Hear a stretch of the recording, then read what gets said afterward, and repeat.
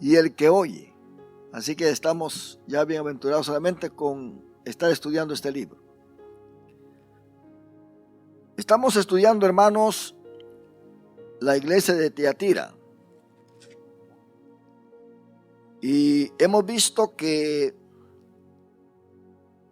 la carta que se le manda a esta iglesia, ahí en Apocalipsis capítulo 2, del versículo 12, versículo 18 al 29,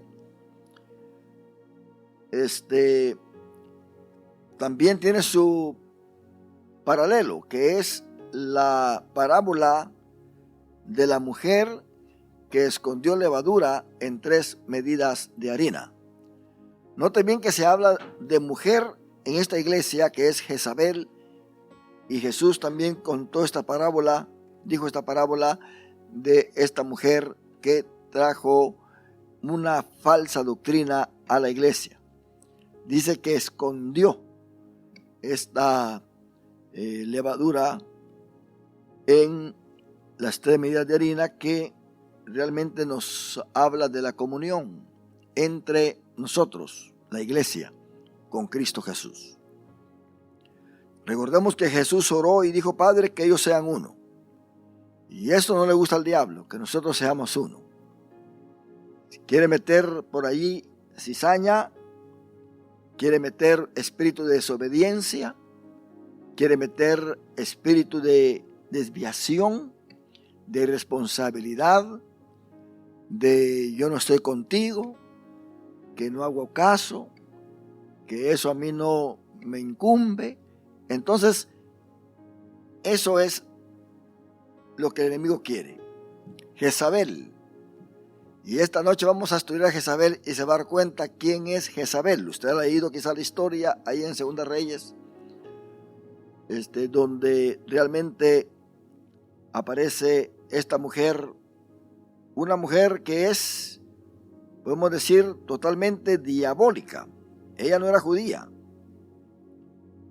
Ella tenía su padre que era rey en Sidón, y bueno, Acab se casó con ella, la trajo a la tierra de Israel y vino a ser un desastre terrible. Esta mujer persiguió a los profetas, mató a la mayoría de los profetas. Solamente quedó Elías, a quien persiguió terriblemente. Era una mujer dominante, una mujer que le gustaba lo falso, quería deshacerse del linaje real. Eso significa que fue usada por Satanás terriblemente, porque Satanás sabía que Jesucristo iba a venir del linaje de David. Así que ella quiso matar a toda la descendencia de David, para que no viniese el rey. Terrible esto.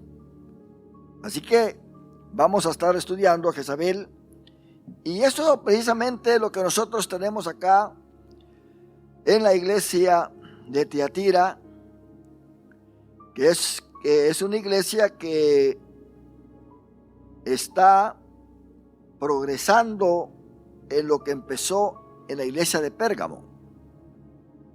Notemos nosotros que en la iglesia de Pérgamo, la iglesia se unió con el Estado debido a que Constantino vino a ser el emperador y canceló las persecuciones a la iglesia. Eso fue en el año 313. En el año 325 se hizo el primer concilio, porque ya habían aparecido por ahí otras doctrinas falsas, y él veía que los obispos andaban debatiendo, como ve usted ahora ahí en Facebook, que debate con el otro, y aparecen unos ahí enseñando cosas terribles. Apareció hace poco uno que dice que el Espíritu Santo es su madre. Y blasfemando terriblemente. Y agarra texto del Antiguo Testamento donde se trata a Jesús de una forma denigrante. Cuando el salmista Asaf dice, tan torpe era yo que no entendía, ese texto se lo aplica a Cristo cuando fue al infierno. Dice que Cristo en el infierno se convirtió en un hombre torpe, se convirtió en una bestia, en una mula, y toda la gente diciendo aleluya. Y bien, como dice la Biblia, que el que no crea la verdad tendrá que creer a la mentira. Entonces, hermano, la blasfemia contra Cristo pues es algo que ha venido desde el principio, y su persecución desde antes que naciera. Imagínense lo que vamos a ver con Jezabel, algo terrible. Así que la iglesia de Pérgamo le da en sí la iniciación a lo que hoy se conoce como la iglesia católica. Al principio no se llamaba iglesia católica y todo estaba bien, porque todavía los padres de la iglesia, al decir padres, quiere decir aquellos que defendían la fe, los padres de la iglesia estaban vivos todavía, ya ancianos, pero estaban ahí presentes.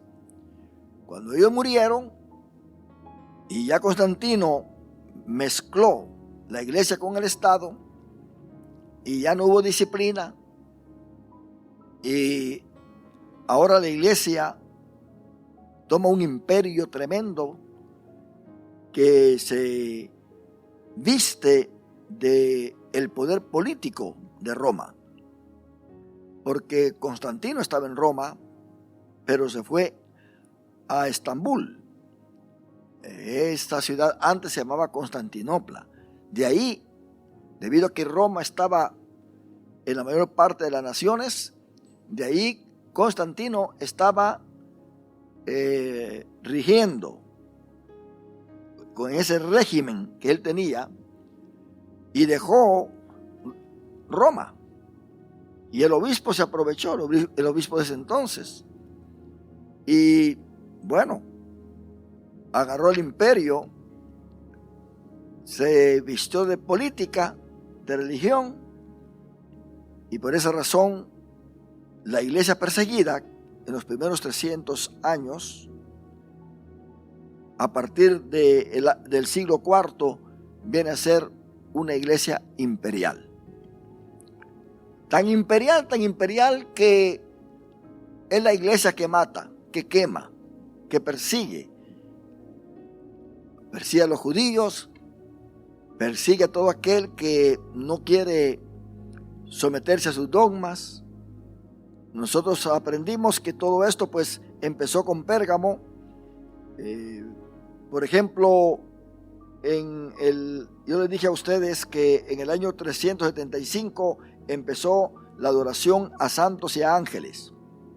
En el año 394, la misa instituida por primera vez. En el 431 comenzó la adoración a la Virgen. Note bien, en el 431 comenzó la adoración a la Virgen. En los primeros 300 años no adoraban a la Virgen. Ellos dicen, no, nosotros no adoramos, veneramos. Pero lo que sucede es que cuando usted busca en los diccionarios bíblicos y seculares, también incluyen la palabra veneración, porque todo aquel que se le hinca a alguien lo está venerando. Entonces, aquí empieza la adoración a la Virgen. Ahora, en este punto no se creía que la Virgen se la había llevado Dios, y que estaba sentada a la diestra del Padre, y que era inmaculada, y que no tuvo relaciones sexuales con su esposo José, o sea, nunca se pensaba esto. Pero más adelante vinieron concilios donde se le atribuyeron a María o se le atribuyó divinidad. De tal manera que eso vino empeorándose y empeorándose, para arruinar la fe del cristianismo, y hasta ha llegado a este punto de decir, como le dije la otra vez, que ya no es la sangre de Cristo la que limpia de todo pecado, sino que es la sangre de María, porque María le dio su sangre.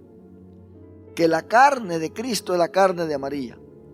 Que María no murió, sino que Dios se la llevó. En el catolicismo hay división. Eso empezó desde el principio, cuando se dividió la iglesia católica y se fue la iglesia al oriente y otra parte quedó en el occidente. Ahí en el oriente, en Constantinopla, en Turquía, entonces se estableció la iglesia ortodoxa. ¿Por qué se dividieron? Porque ellos no creían en imágenes.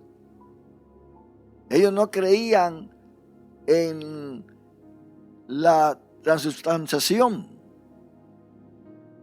Aún el uso del pan, si era con levadura o sin levadura, para tomar la Eucaristía. Eucaristía quiere decir gracia, gracia. Pero la Iglesia Católica se apropió de esa palabra. Pero ahora vino más adelante un papa y lo arregló mejor. Dijo que para entrar al cielo es suficiente tomar o participar de la Eucaristía. Se daba el vino y el pan. Pero después vino otro papa que dijo, ¿para qué le están dando el vino a esta gente? El vino solamente se lo va a tomar el sacerdote y a ellos solamente se les va a dar la hostia. Y así ha venido todo, hermano, todo con modificaciones. Entonces vemos ahora que los católicos pues están teniendo ya una adoración muy directa a María y le están dando prioridad a María. Y otra prioridad que le dan es a Pedro. Porque en Pedro, Cristo, dicen ellos, fundó su iglesia. En otras palabras, si no hay 2 versículos en la Biblia, no se puede establecer doctrina, versículos que tengan la misma forma de decir lo que se está diciendo. Si hubiera otro versículo donde los apóstoles mismos, Pablo mismo hubiera dicho, porque ustedes saben, hermanos, que Cristo declaró a Pedro como el fundamento de la iglesia. Bueno, hay un versículo paralelo. Sin versículos paralelos no se puede establecer una doctrina. Porque si usted agarra un versículo solo, va a encontrar versículos donde se va a Proverbios capítulo 31 y agarra un solo versículo que hay ahí y dice, hace tela y vende. Entonces, bueno, yo voy a ir a hacer telas y vendo porque aquí dice.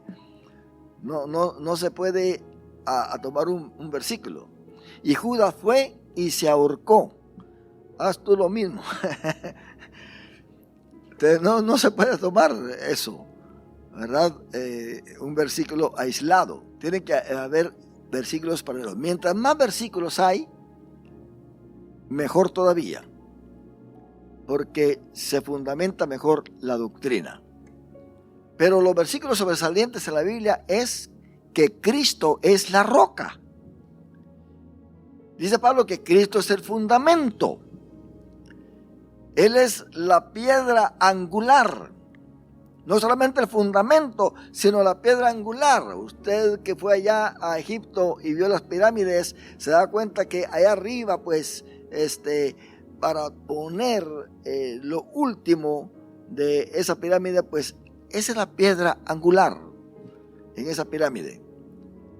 Pero además, en toda edificación, la piedra angular era la base para tomar las medidas. Era la base clave para poder edificar. En esa piedra angular, pues,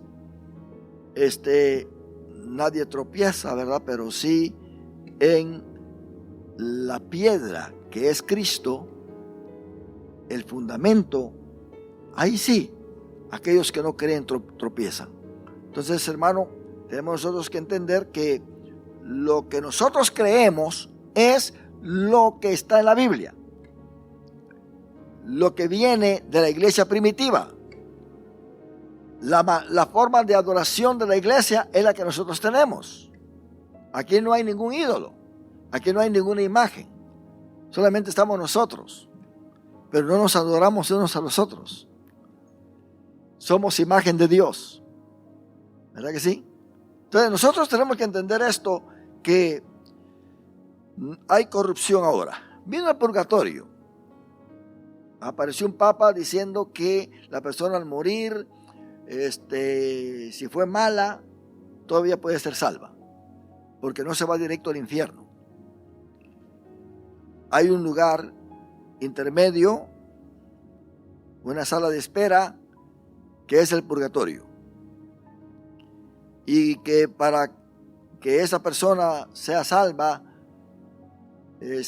hay que hacer una misa, y mientras más cara sea la misa, más rápido saca el cura a ese hombre y lo manda al cielo. En otras palabras, hay que comprar el cielo.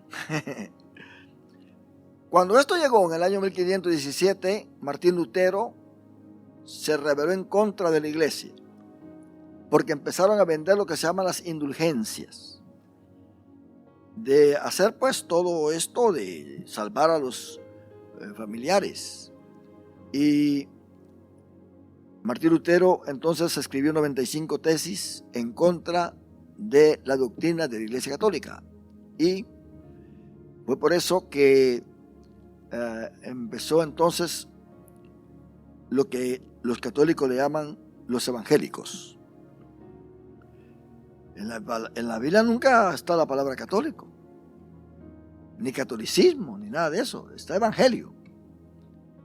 Y bueno, el punto es de que también en Antioquía de Siria se le llamó por primera vez a los evangélicos, le decían los del camino,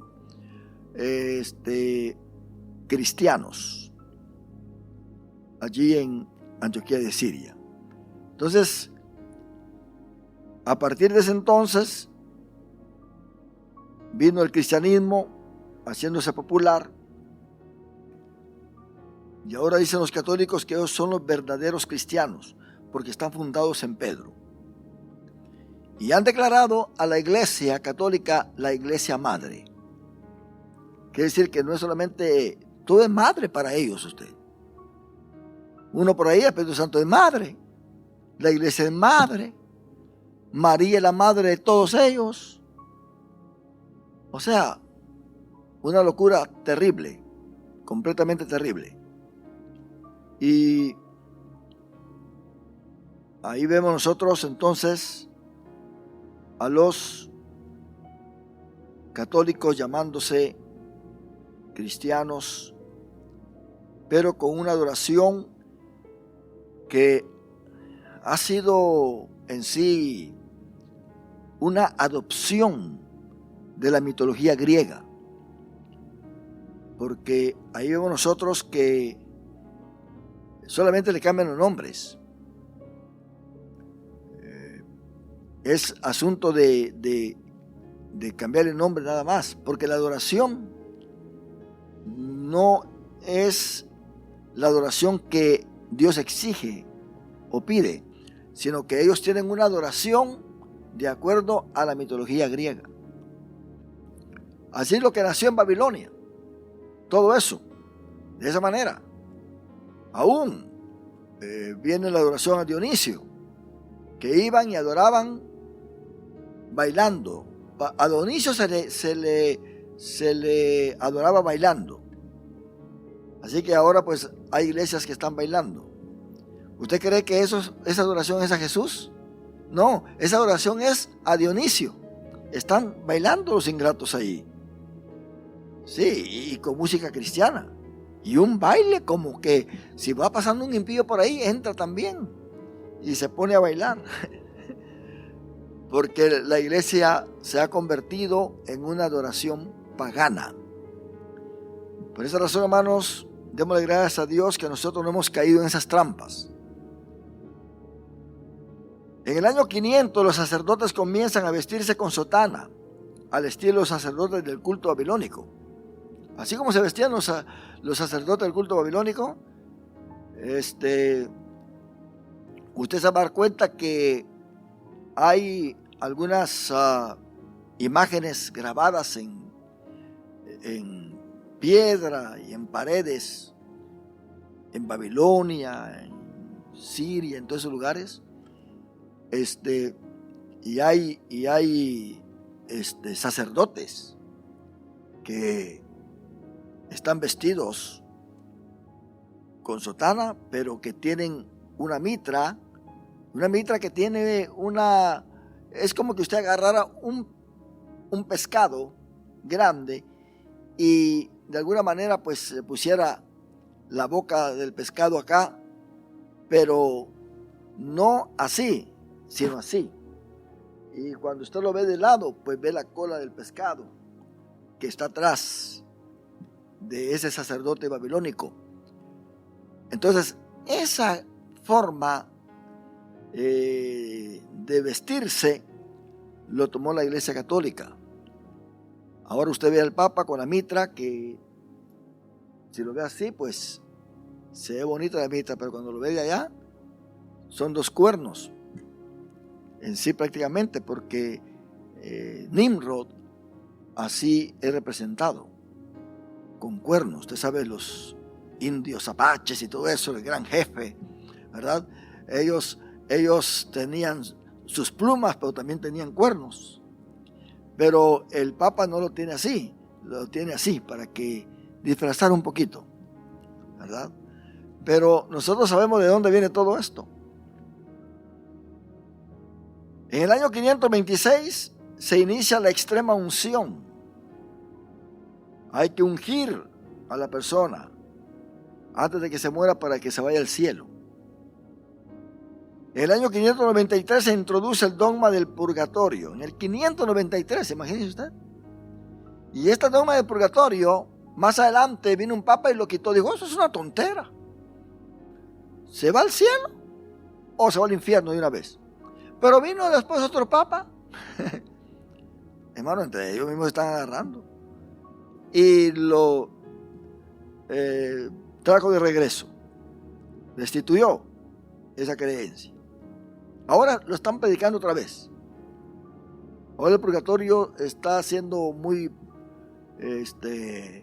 predicado. Y es cierto, hay católicos que no creen eso, pero no se quieren salir de la Iglesia Católica. Hay católicos que creen que la Virgen realmente no está asentada al lado de Cristo y que hay que pedirle a la Virgen y que luego que Cristo le diga al Padre. O sea, que es una burocracia divina que hay allá. Nosotros, hermanos, creemos que si oramos al Padre nos vamos directamente a Él. Cristo dijo que oráramos ¿a quién? Al Padre. ¿Verdad que sí? Bueno, en el año 600 se inicia el uso del latín en los oficios religiosos. ¿Se acuerda usted cuando iba a la Iglesia Católica? Usted no entendía nada. Solamente le daban la hostia. Y también se inician las oraciones dirigidas a María. Directamente.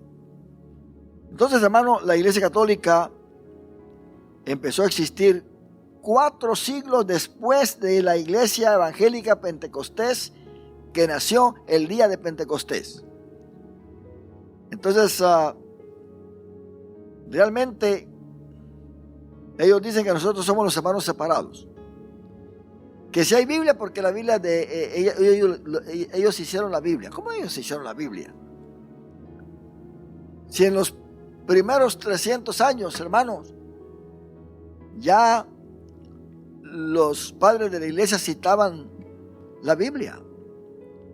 Ya ellos tenían coordinado muy bien lo que eran los evangelios, el Nuevo Testamento, Apocalipsis. Ellos tenían, ¿de dónde tomaron la copia todos ellos? De los padres de la iglesia que organizaron esto, pero más adelante, ¿verdad? Lo unieron a la Biblia hebrea. Y es por eso que nosotros hubiéramos tenido solamente el Nuevo Testamento. Pero bueno, la unieron a la Biblia hebrea, y eso fue magnífico, porque de esa manera nosotros podemos ver cómo las profecías del Antiguo Testamento se cumplen en el Nuevo Testamento. En el Antiguo Testamento Cristo es profetizado. En el Nuevo Testamento Cristo es manifestado, especialmente en los evangelios. En los hechos es predicado. En las epístolas es explicado. Y en Apocalipsis es glorificado. Así que hay una línea bastante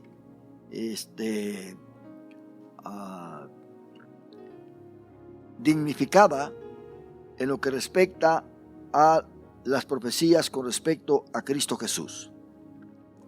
Entonces, hermanos, nosotros también vimos que en el año 709 se empezó a besar el pie del Papa.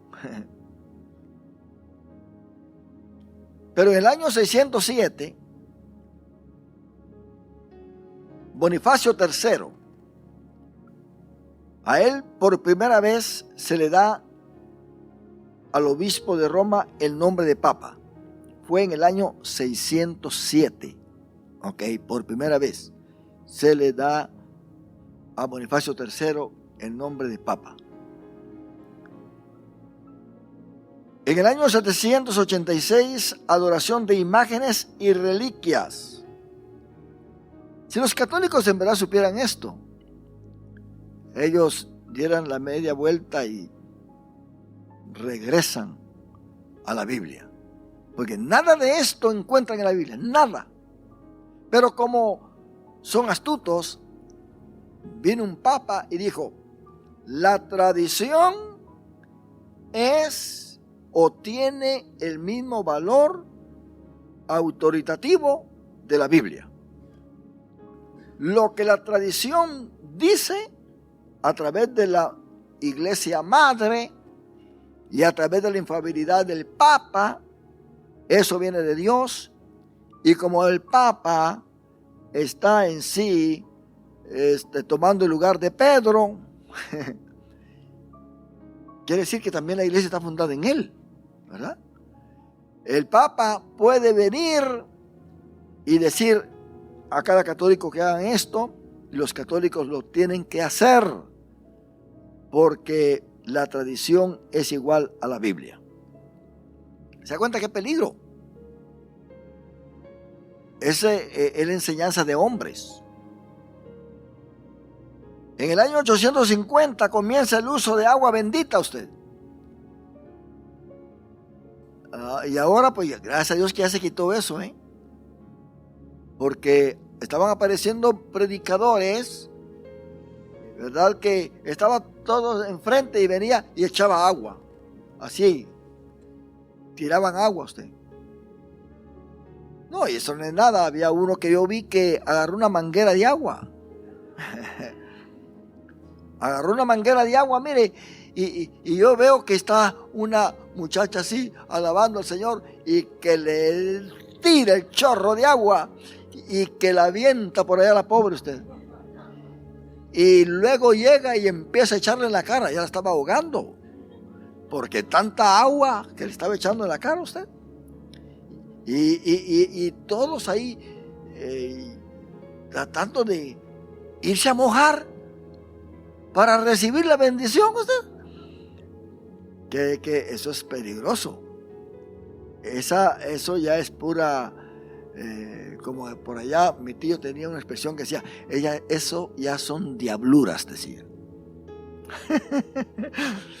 Esto no viene de Dios, hermano, no viene de Dios. Nosotros tenemos que saber esto para no ser engañados, porque el diablo se mete con zapatitos de algodón. Ajá. Y no crea usted que es fácil detectarlo. Ni los apóstoles sabían que ahí uno de ellos era diablo. Y Cristo se lo sabía. Y yo les digo a ustedes que uno de ustedes es diablo. No dijo es el diablo.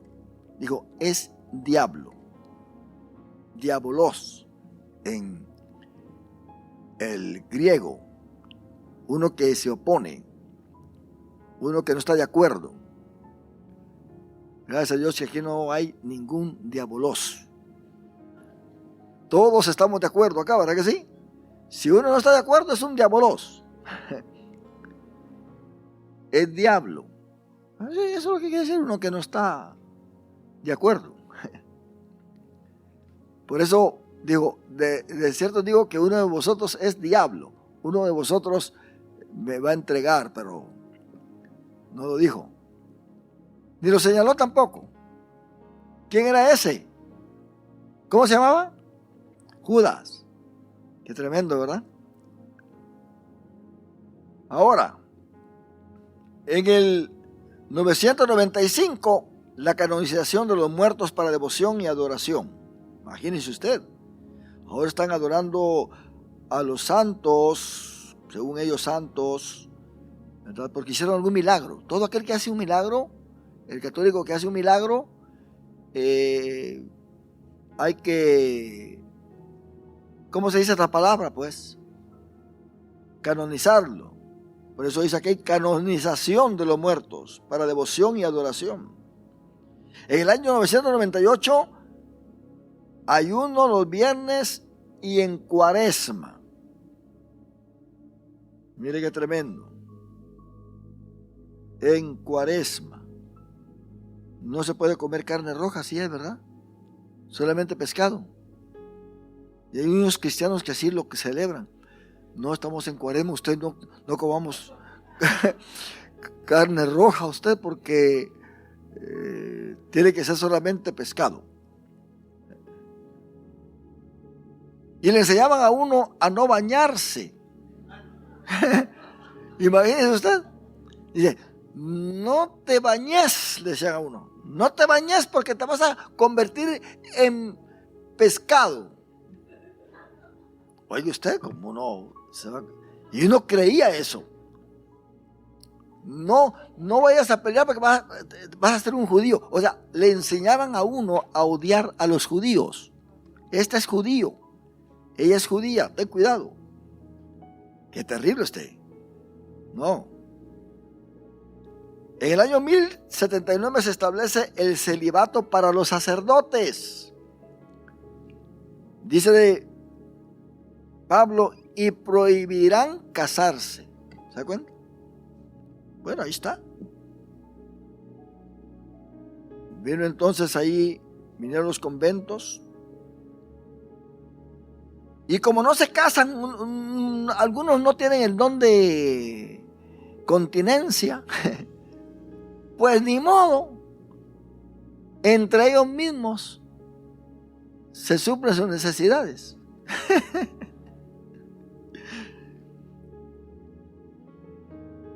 Ahora pues el padre Francisco como que está tratando de obligar a la iglesia a que los sacerdotes se casen.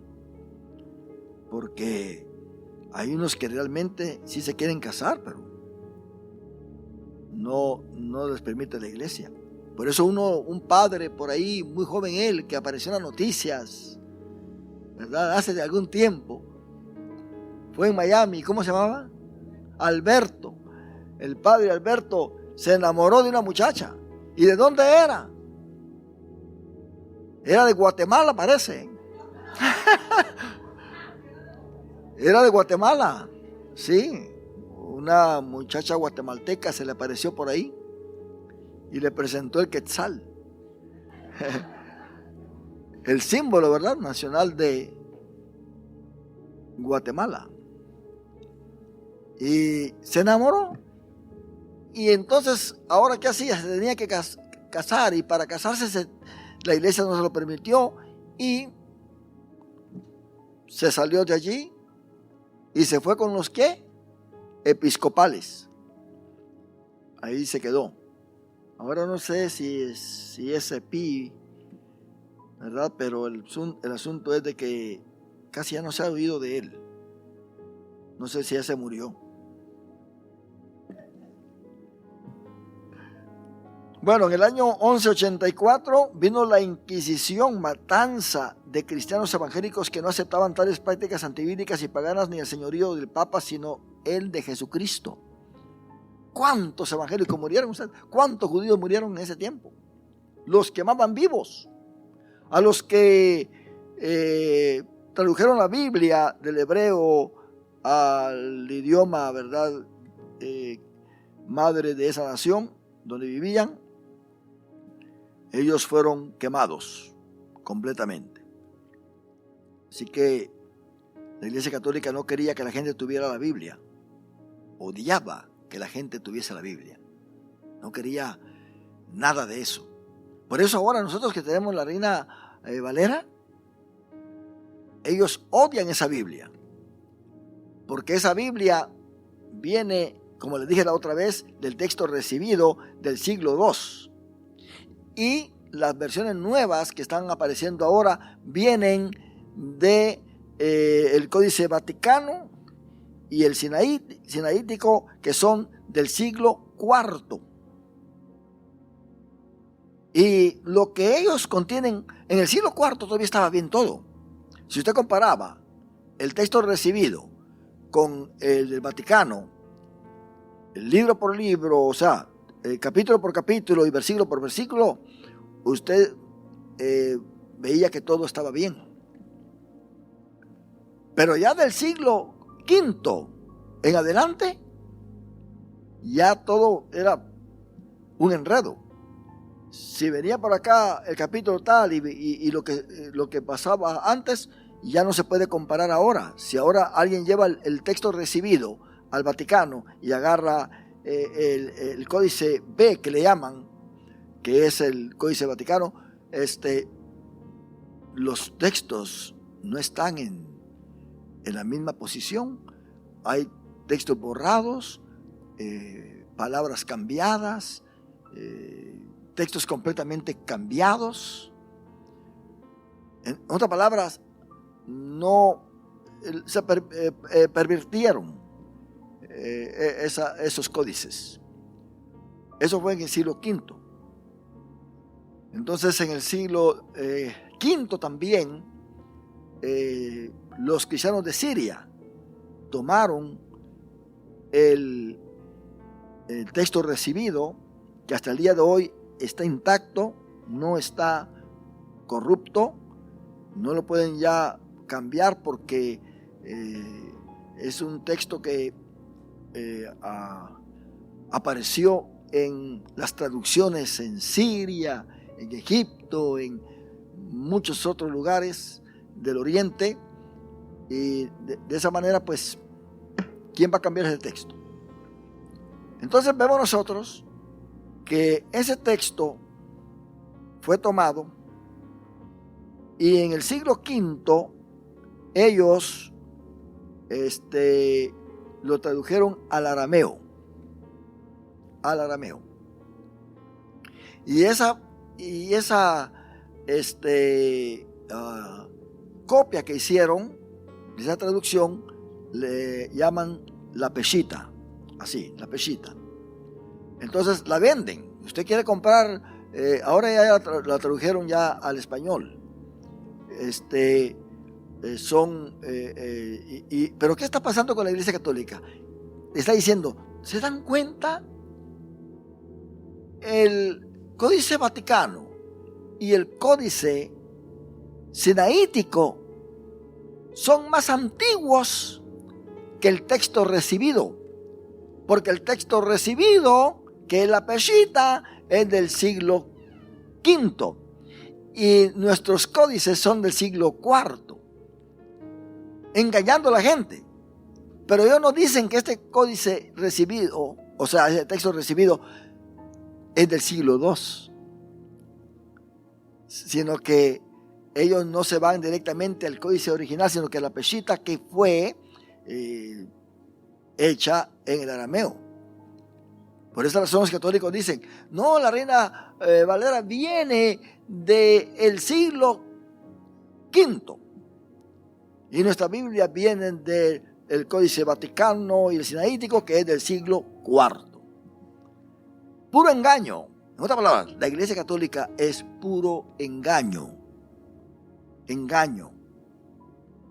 No hay nada fundamental. Tienen razón de decir que ellos están fundados en Pedro. Que si Pedro aparece por ahí se enoja. Porque le va a decir, ¿y ustedes qué creen que yo soy? Yo no soy falso. Yo amo a Jesucristo. Cristo es en sí el fundamento de la iglesia.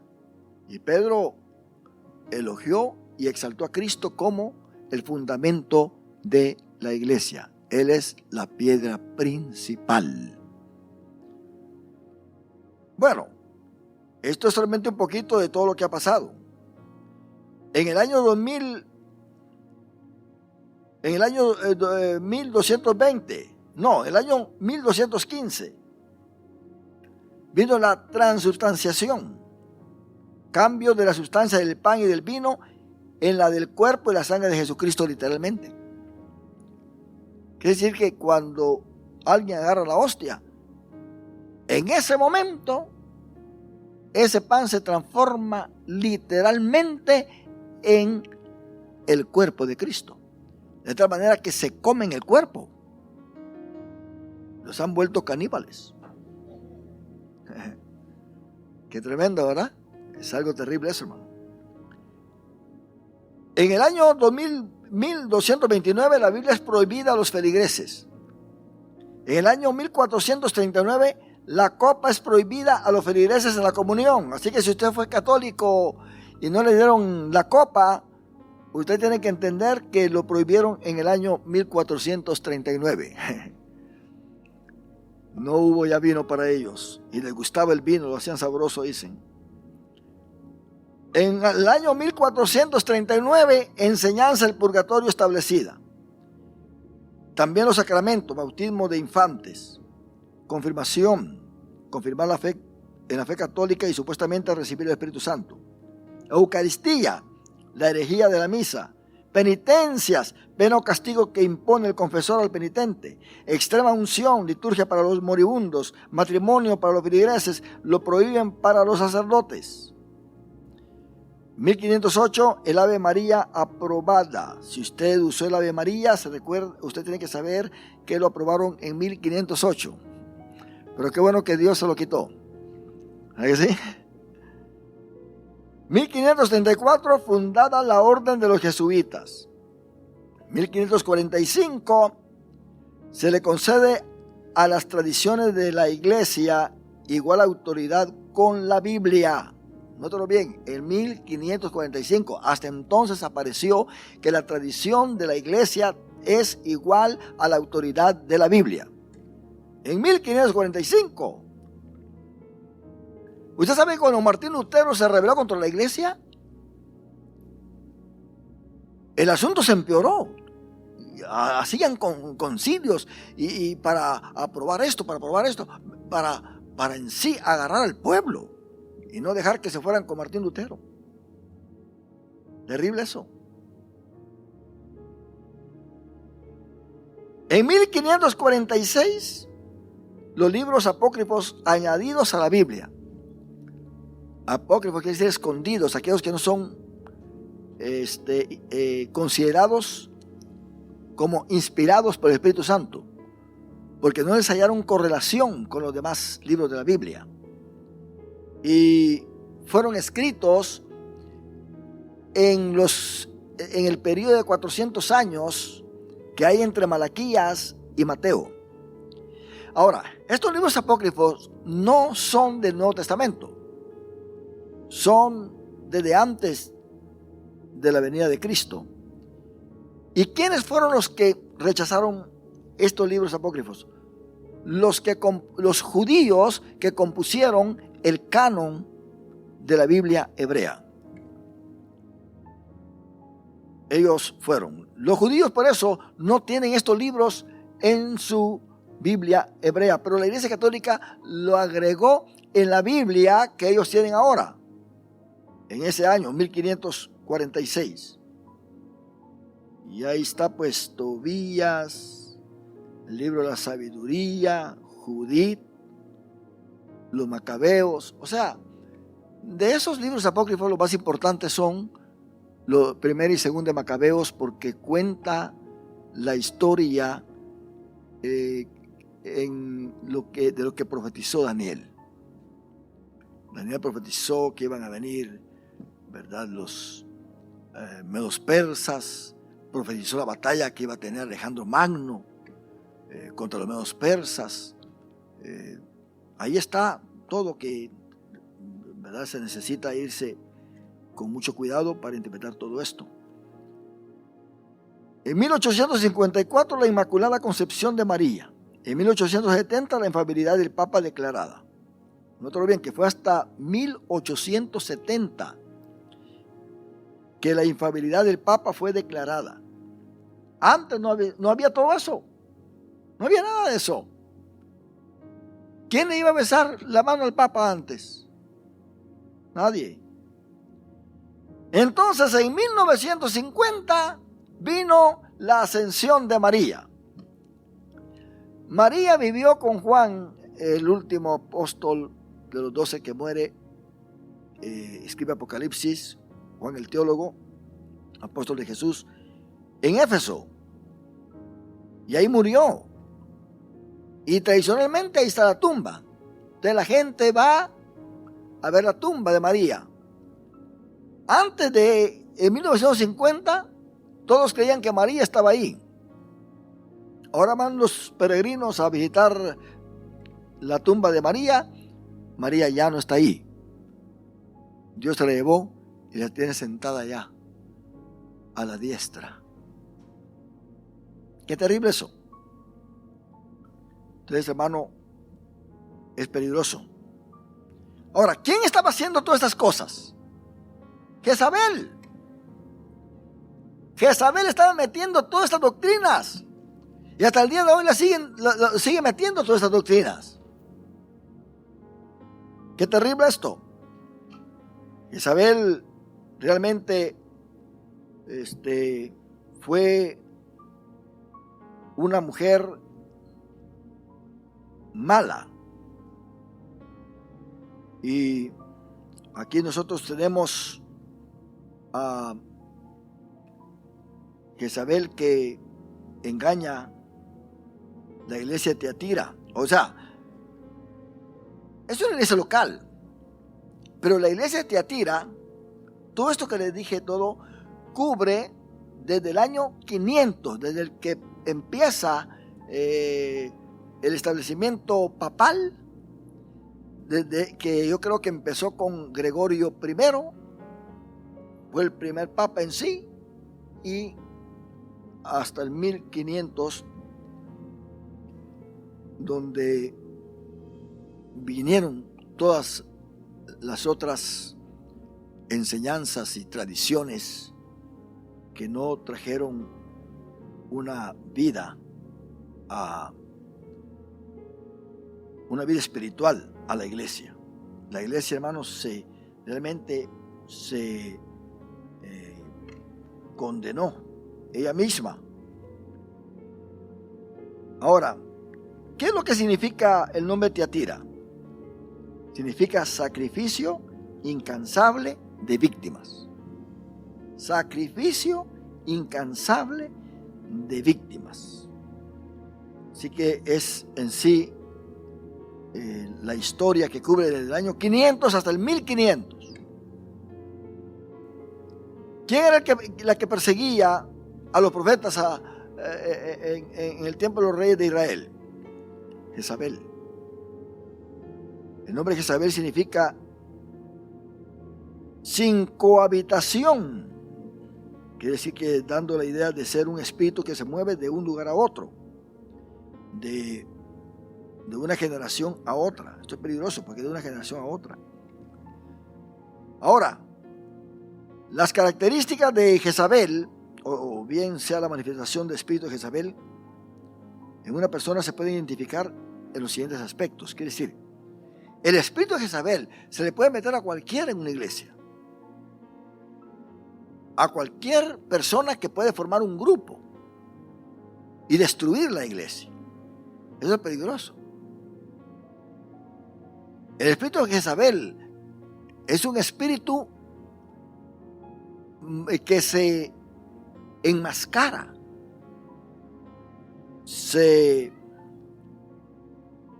identifica como una persona buena, pero es mala, como una persona santa, pero es una persona perversa, como una persona honesta, pero es una persona engañosa. Y hay 14 características. Se lo voy a leer así nada más. 14 características del espíritu de Jezabel. Número 1. Para que usted identifique este espíritu, si se manifiesta algún día, la persona se siente amenazada por un profeta, que es el principal blanco de su preocupación. Aunque la persona parezca tener dones proféticos, su objetivo es en realidad controlar a los que se mueven en el ámbito de lo profético. Esta persona viene a profetizarle a usted cosas. Así dice el Señor. Y como usted la ve en la iglesia, una persona espiritual, pero con malas intenciones que no las revela, entonces usted le hace caso. Así dice el Señor, que el día miércoles nos reunamos en la casa en ayuno, que hagamos una vigilia en nuestra casa. Y ahí van aquellos los ingenuos, dice Pablo. Ahí van como va el buey al degolladero. Y no que ella habla en lenguas, que ella dice, así dijo el Señor le dijo, se la reveló por un sueño, así que vamos todos. Esta mujer y esta persona o este hombre es una persona santa en la iglesia, es digna de confianza. Saben manejar bien o hacer la telaraña muy bien. Número 2, la persona suele concentrarse con el pastor y otros líderes de la iglesia con el fin de encontrar el eslabón más débil para poder dominarlo. Su meta final es gobernar la iglesia. ¿Se da cuenta? Ahí viene con el pastor, pastorcito, estoy orando por usted. Lo hemos visto. Personas que dicen, ay pastor, en todo el tiempo que yo tengo, mire, estuve 10 años en una iglesia y aquí apenas llevo 6 meses y lo que no aprendí en 10 años, lo aprendí aquí en 6 meses. Y empiezan a elogiar al pastor. Y empiezan a ver cómo ganárselo para ver en qué forma, ¡pum!, lo tumban. En un caso real, en una iglesia en Tweedy, y bueno, no quiero decir la dirección, ahí en Huntington Park, en Southgate, ¿verdad? Southgate. Ahí, hermano, la iglesia estaba bien. Pero llegaron 3 mujeres usted. Por eso más adelante vamos a ver que la mujer tiene una función tremenda, que hay que tener cuidado. Pero cuando se consagra al Señor, olvídese, trae avivamiento a la iglesia. Entonces, Lo que sucede es esto. Llegaron 3 mujeres. Quizá por la confianza de ellas era porque eran bien parecidas y empezaron ahí con sus talentos y con sus dones y a orar y queremos hacer esa actividad con la iglesia, pastor. Está bien, decía el pastor. Si es para la gloria de Dios, amén. Y queremos hacer un culto con la membresía en tal lugar. Y mire, queremos estudiar este libro que compramos. Y el pastor le dijo, bueno, me parece bien el libro. Y luego pues se reúnen a darle clases a los hermanos. ¿Cuál era el propósito de esas 3 mujeres? Destruir la congregación, destruir el ministerio pastoral, de destruir el liderazgo de la iglesia. Pregúnteme usted si lo lograron. Lo lograron. ¿Cómo lo lograron? Ganándose tanto la confianza del pastor y siendo en sí el brazo derecho del pastor, pero de una forma muy exagerada, que se llevaron al pastor. Se lo llevaron al pobrecito por no tener discernimiento. Usted sabe que Jezabel la doctrina de Jezabel es una doctrina de fornicación, de sexualidad en la iglesia. ¿Cuántos jóvenes hoy en día en las iglesias están practicando sexualidad y no les da pena? Porque es el espíritu de Jezabel. Están allí practicando la sexualidad y pueden venir a la iglesia, pueden cantar, y es posible que hayan hasta predicadores y predicadoras. Y no les interesa porque es un espíritu de engaño que hace insensible al creyente. No quiere, no siente doblegarse, piensa que no está pecando, piensa que todo está bien, está confundido de su mente. Este muchacho, esta muchacha, están confundidos y piensan que todo está bien. Se van por allá y fornican, otros adulteran, otros están con malicia con el sexo opuesto, no importa que estén casados o casadas, siempre están como tirando esas vibraciones de romanticismo y de que tú me gustas y que esto y lo otro. Además, hay congregaciones donde hay hermanas que tienen tanta libertad de decirle a otro hermano: qué guapo está usted, hombre, cómo me gusta su corbatita, a ver, y hasta la agarran así, miren. Sí, ¿por qué? Porque está el espíritu de Jezabel. El espíritu de Jezabel es terrible en una iglesia, terrible. El espíritu de Jezabel puede venir a engañar a un miembro fiel que está bien consagrado a Dios, que ha sido fiel a Dios hasta con sus diezmos, sus ofrendas, su asistencia, ayuno, oración, sin perder ningún culto, y lo engaña fácilmente y no siente nada, piensa que está correcto, piensa que está bien, piensa que está bien.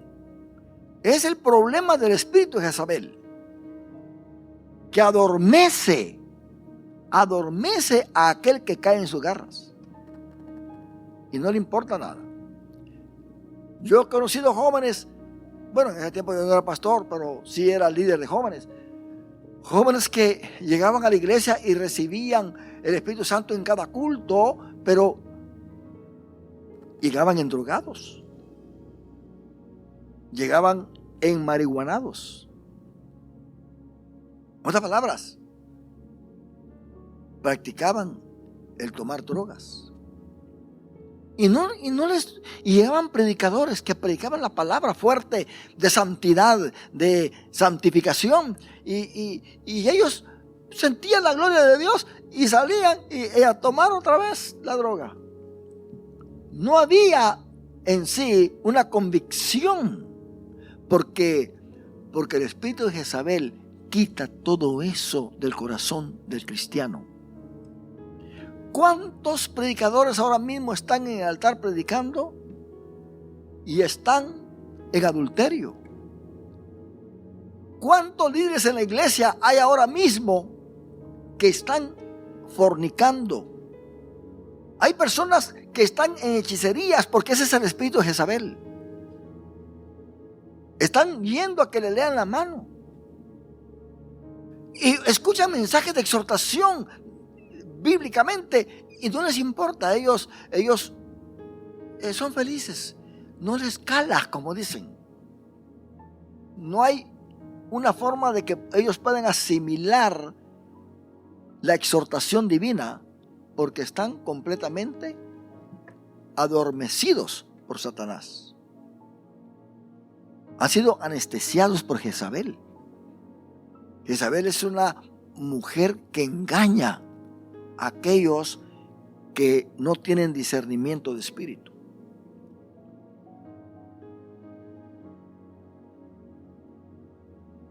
Al tratar de ganar el apoyo de la gente y del pastor, número 3, la persona forma relaciones estratégicas con los que son considerados espirituales o influyentes por los demás.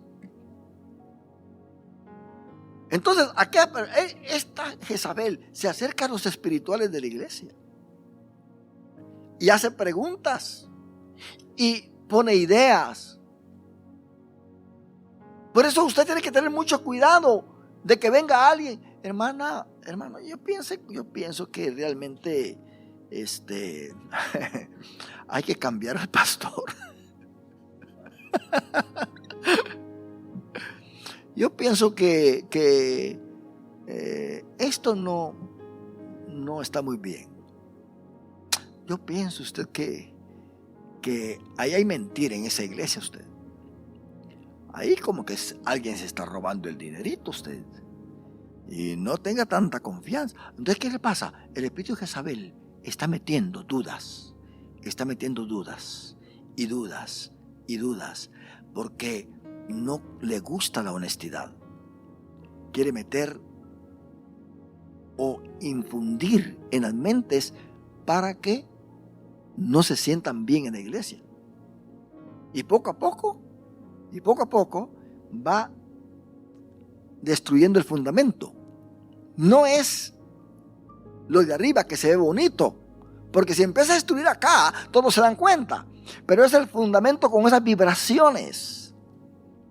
Ahí en Inglaterra cayó un edificio así, sin que la tierra temblara, y los arquitectos estaban estudiando el caso, y bueno, ¿y por qué cayó? ¿Y por qué? ¿Y por qué? Y no podían ellos descifrar el por qué, hasta que se dieron cuenta que debido a los carros y camiones que pasaban ahí enfrente y por el otro lado y por el otro lado, producían una vibración en el fundamento del edificio que con el pasar de los años se fue debilitando. Se fue debilitando. ¿Usted cree que Jezabel va a venir a sacudirlo a usted? No, con vibraciones que usted ni siquiera lo siente. Ahí está, tratándolo. No, usted es una buena persona. Jezabel elogia mucho. Jezabel te hace sentir bien. Jezabel es un espíritu que te hace sentir tan importante y que te da fuerzas para que la apoyes. Terrible Jezabel. Número 4. En un esfuerzo por aparentar espiritualidad, esta persona busca reconocimiento cuando manipula las cosas con el fin de obtener una ventaja. Tales personas conjuran sueños y visiones de su imaginación o los toman prestados de otros. ¿Quién podrá ser víctima de Jezabel cuando viene? Mi hermano, hermana, fíjese que anoche yo soñé con usted. Y soñé de que Dios le estaba dando ministerio. Y eso quiere decir que Dios lo ha puesto, o me ha puesto a mí para ayudarlo en esto. ¿Pero qué clase de ministerio? Un ministerio que no es de Dios, destructivo completamente. destructivo. Cuando esta persona, número 5, recibe reconocimiento, inicialmente responde con falsa humildad, pero esta característica suele tener una duración muy breve. Jezabel le da al que lo toma una humildad, pero es una humildad que le llama la atención a usted. Usted fácilmente se puede hacer amigo y amiga de Jezabel. Fácilmente. Esa persona no le va a caer mal a usted. Le cae mal el otro, pero esa persona no le cae mal. Y si alguien toca a esa persona, usted se enoja. Usted va a renegar y a protestar. No, es hermano, ¿qué esperanza? ¿Por qué usted lo quitó de allí? ¿Por qué le quitaron el privilegio? ¿Y por qué aquí? ¿Por qué allá? Porque esta persona ya cayó en la garra de Jezabel. Viene a ser escudo, un escudero de Jezabel. Se va Jezabel de la iglesia, que eso no lo va a hacer. Entonces también se van ellos. Pero ¿en qué forma Jezabel puede ser vencida en la iglesia?